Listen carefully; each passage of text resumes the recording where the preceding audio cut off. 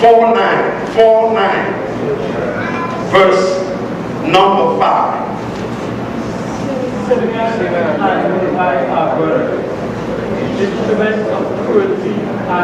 Oh, come on, let's read it as Christians, everybody, come on.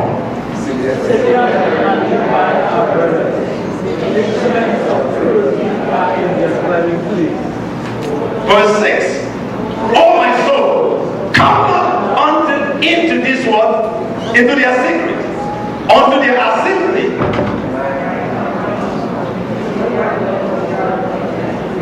In their anger they slay a man.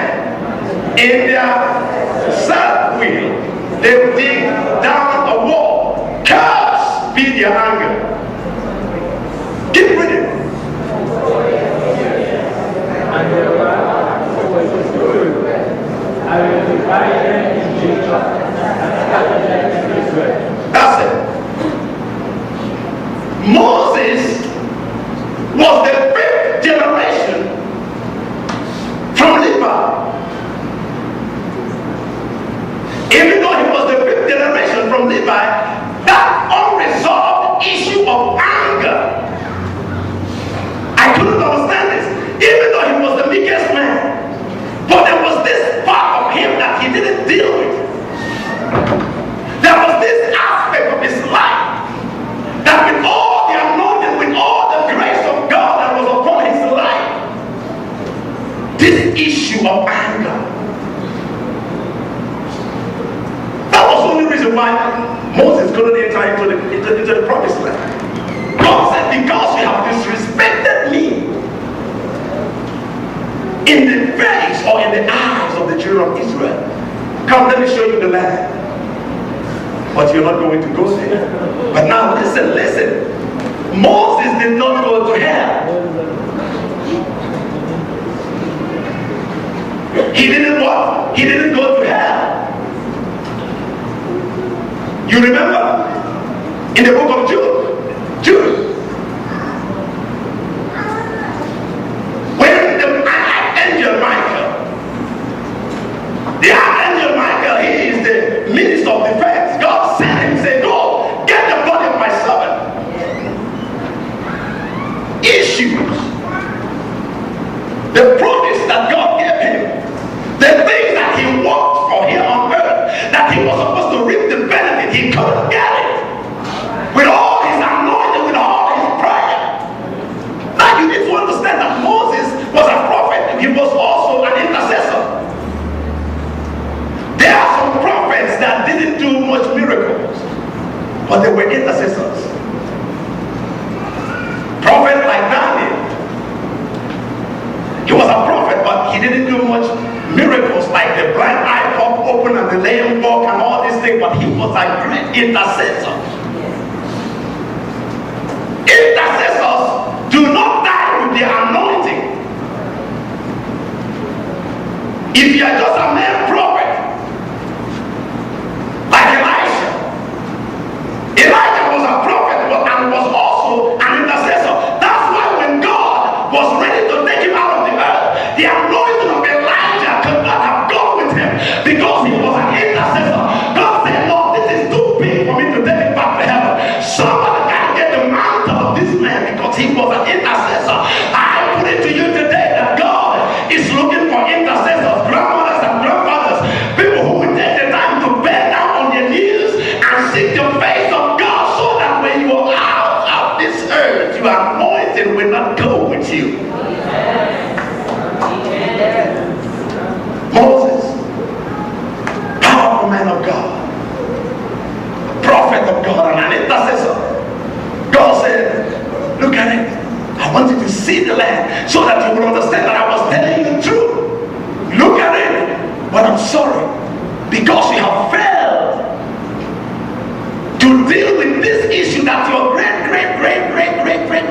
father suffered with.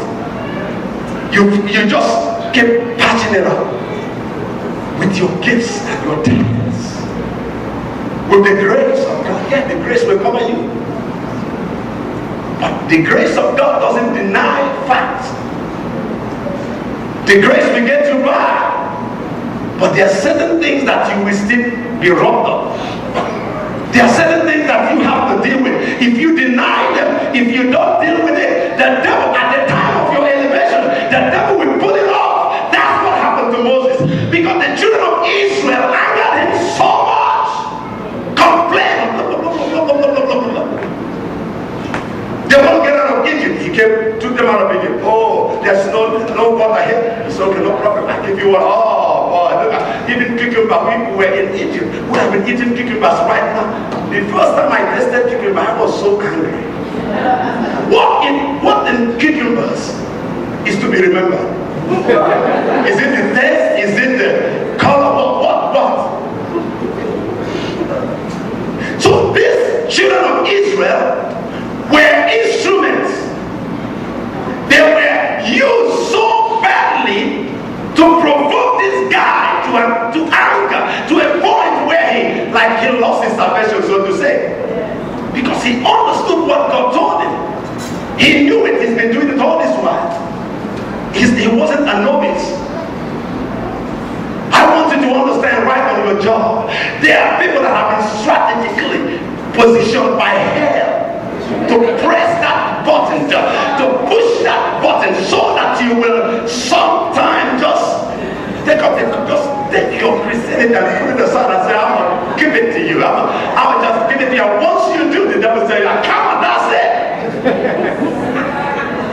And promotion comes.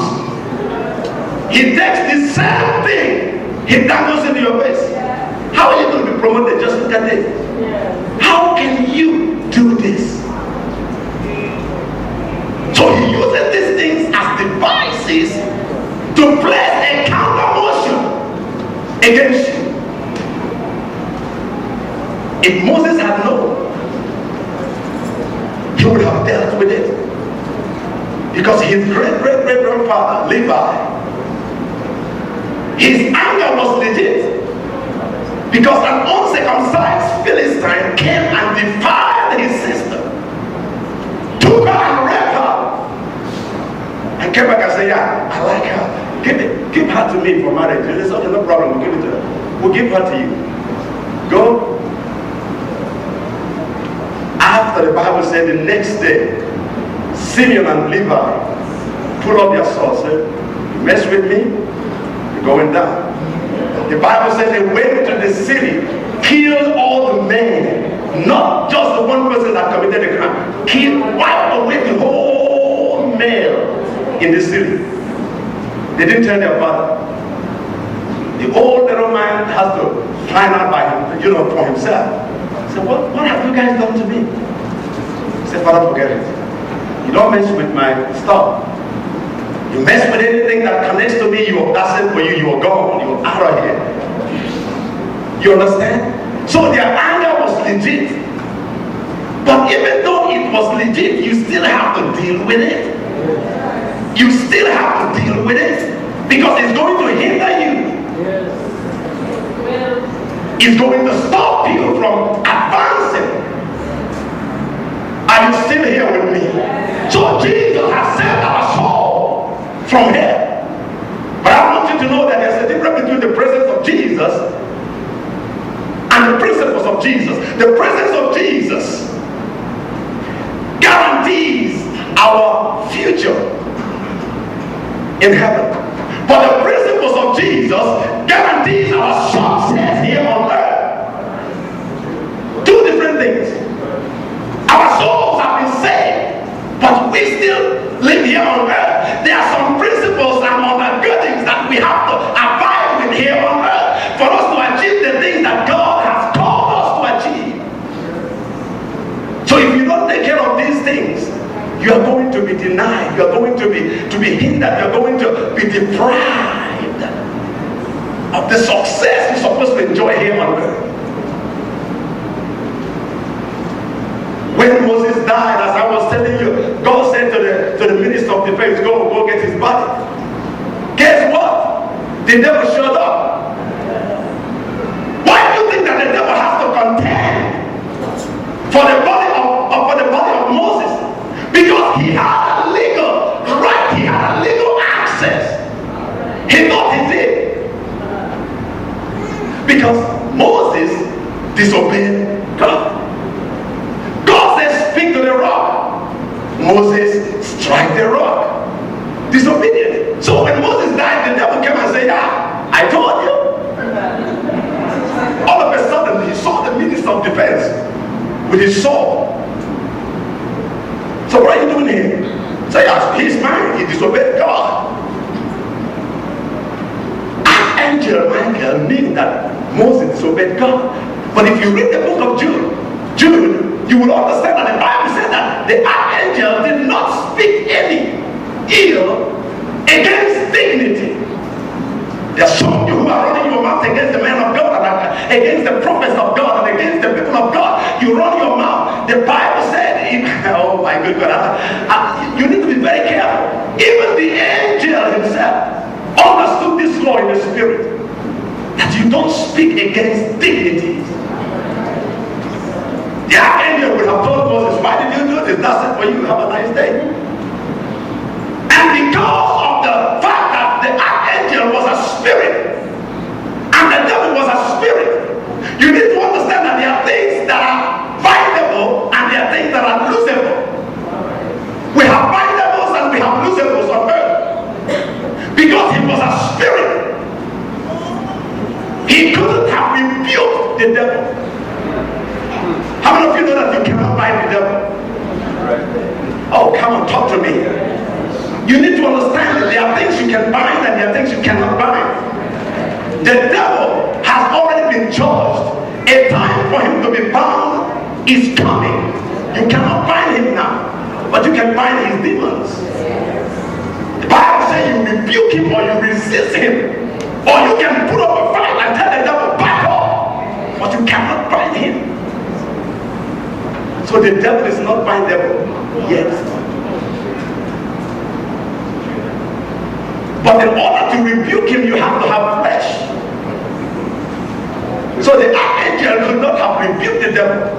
He put up a fight and the devil put up a fight.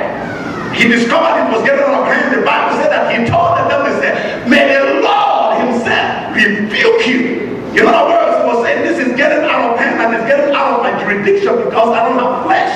Then the Lord himself is going to do what? Rebuke you.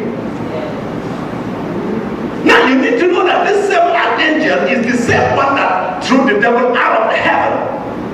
It wasn't the Lord himself, it was the archangel that drove him out when he rebelled against God. Because God cannot fight his creator.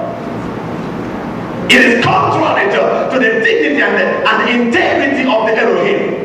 He cannot fight what he made. So he has to use a creator to fight a creature.